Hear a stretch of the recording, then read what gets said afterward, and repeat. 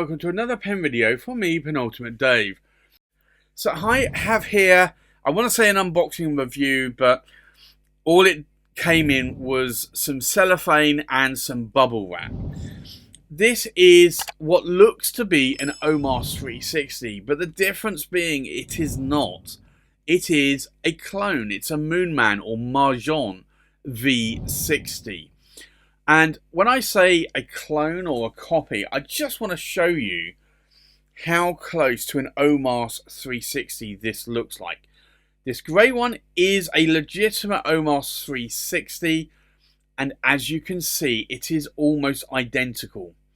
You have the same sweeping clip, you have the same shaped body, you've got the same Greek keyband. On the Majohn 360, you've got another band just above the Greek keyband. The body looks identical, although the Majohn is opaque, but there is a pin here that holds the piston knob on, which you do not have on the Moonman. And if I rotate these over, you'll also see that one says Majohn and one says Moonman or Majohn. But other than that, this pen is identical to an Majohn 360. Now, Majohn did shut its doors about a decade ago. It went out of business. And the team, or at least Luca and his wife, created a new company called Scribo. They've not made any 360 models or any homage models. They basically have created their own models, which I applaud them for. But I have been wanting some Majohn 360s, and the prices have skyrocketed online. And also trying to get hold of the translucent ones as well is a lot more difficult. So when Moonman or Majohn bought the 360 out, which is obviously a direct copy, I actually thought, yes, I would be interested in the white or yellow. But then I thought, well, I think I'll leave it. And then they brought out the translucent colours. So the smoke grey, the red, and this one being the brown. And I then jumped at it because I really have always wanted some more Majohns in translucent material. So I jumped at this and I bought all three. If I remove the cap here, you'll see you have this very similar Greek keyband here on the section. The main difference here is you've got a Moonman nib. I got this and all the other two Moonman or Majohn V60s in a medium nib. It is a steel nib. It's not a gold nib. You'll also notice it does have a piston here as well. You do have quite a bit of metal on this piston though, on the back end. Whereas Majohn typically, I believe it is more plastic. And if I move the knob here, the piston knob, you'll see it rotating down and then rotating back up. Now, a common complaint of the Majohn 360 and also like Lamy Safaris and that is the triangular grip section. This can be a break for anybody that wants one, because not everybody has a triangular grip like this.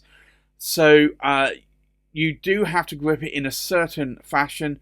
More lately, I actually put my finger and rest it under here, so that way it feels a little bit more natural to me rather than doing a tripod grip.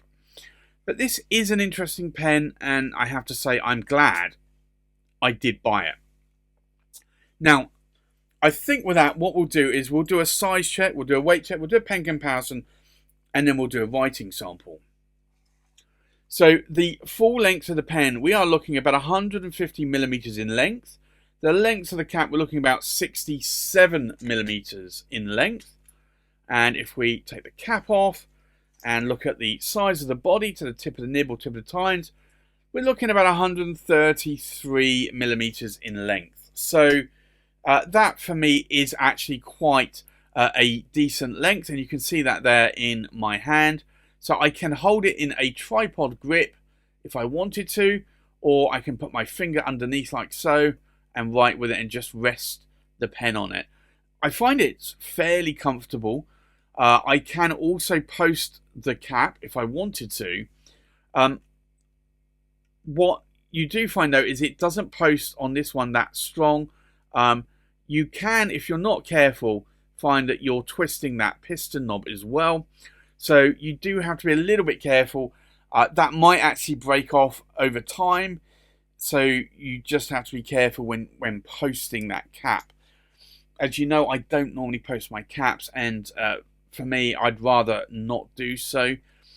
I think it puts a lot of wear and tear on the back end on that piston knob, and it's just unnecessary, at least for me anyway. But you'll see here it does have an ABS plastic feed there, not an ebonite feed like the Omar's had. But other than that, it pretty much is identical to the Omar's 360. So I think with that, let's do a weight check.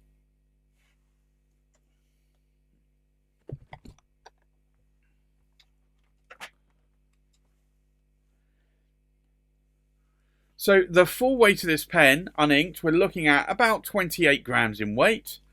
The weight of the cap, we are looking at just under 10 grams in weight. And the weight of the body, uninked, we're looking at just over 18 grams in weight. So not too heavy a pen, but also not too light to be really, really light. So I think with that, let's do a comparison with other pens. So from left to right, we have a Conway Stewart Chatworth, we have an Enoto University of Oxford Vermeil, we have a Visconti Opera Master Savannah, a Visconti Opera Master Tobacco, we have a Visconti Opera Master, and this is the Antarctica, we have the Majohn V60 in brown, translucent, we have a Visconti Leonardo da Vinci Macchina, a Monte Grappa Game of Thrones Winter is Here, a Visconti Last Templar Jacques de Molay, and a Mont Blanc Writer's Edition Jane Austen. So I think I'm going to ink this up with, I've got a bottle with here of Herbin Amber de Burmany. It's in an Ackermann bottle. So I'm just going to shake that. It's got a glass ball at the top. Just going to get the ink up there. And then we'll ink this pen up. So let's give this a try. I'll move the piston all the way down to the base. And I'll put the pen in here, submerge it, and then twist that knob to ink up the pen. I'll just put the cap back on the ink bottle there, just so we don't spill any ink. And you can see there that this pen is now inked up here. So I think with that, let's go and do a writing sample. So this is the Majohn, and it is the V60. Now, I would say that these tines are pretty tight. Now, this is a medium and it is a steel nib, but I'm finding those cross strokes are quite light. Now, the ink in here, as I mentioned, is Herbin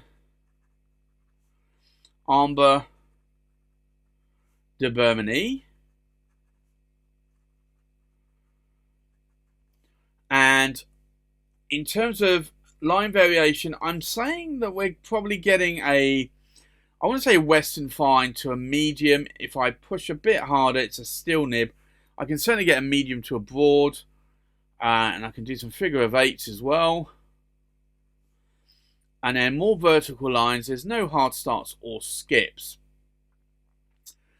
But in terms of ink wetness, let's take a look at this. So we'll do a vertical pass first. That is quite a wet nib. Almost, I would say, bordering on fire hose there. Now, let's take a look at the cross strokes. Yeah, it certainly is quite dry, or drier, I should say, on the cross strokes. So, what do I like? What do I not like about this pen? Well, I like that it's an Omar's 360 clone. I'd prefer to buy an Omar's 360, but the prices have skyrocketed on those, and they're also more difficult to find, especially in a translucent resin like this. I like that it's got a piston filling mechanism. I like that it's almost identical to the Omar's 360. I can cut Moonman or Majohn some slack here because Omas did close their doors about a decade ago. They did go under. They did go bankrupt. So they are no longer in existence. Nobody has really been making a 360 really pen that is very close to that. So I can kind of forgive Majohn for that. What do I dislike about this pen? Well, it's got a steel nib. I think if it was an Omas, I would have wanted a gold nib on it. I don't mind steel nibs. However, and this is, I think, cost me about £35. So you're looking probably about $50 US for this pen. So clearly you're not going to get a gold nib on it. If I had the option though, and they made one for maybe, I don't know, let's say $150 with a gold nib, then maybe I'd go for gold nib. The problem with these nibs is that they're Chinese nibs, and I always find there's inconsistencies or more inconsistencies with Chinese nibs. I have to say that this nib writes pretty smooth with a little bit of feedback. You can see here, though, it is quite a wet writing nib, although the tines are quite tight during the cross strokes. So I probably will need to floss this nib a little bit, floss the tines, just to open that nib up a little bit.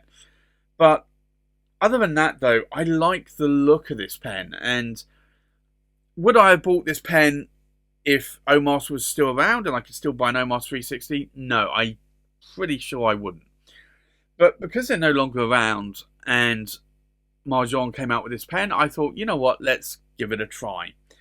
And I did buy three. I bought one in the smoke grey, I bought one in the translucent red, and I bought one in the translucent brown, which is this one. So there you have it. That's my unboxing review of the Majohn V60 in a medium steel nib. Thanks for watching. Please like, comment, subscribe, and I'll see you on the next pen video. Bye-bye.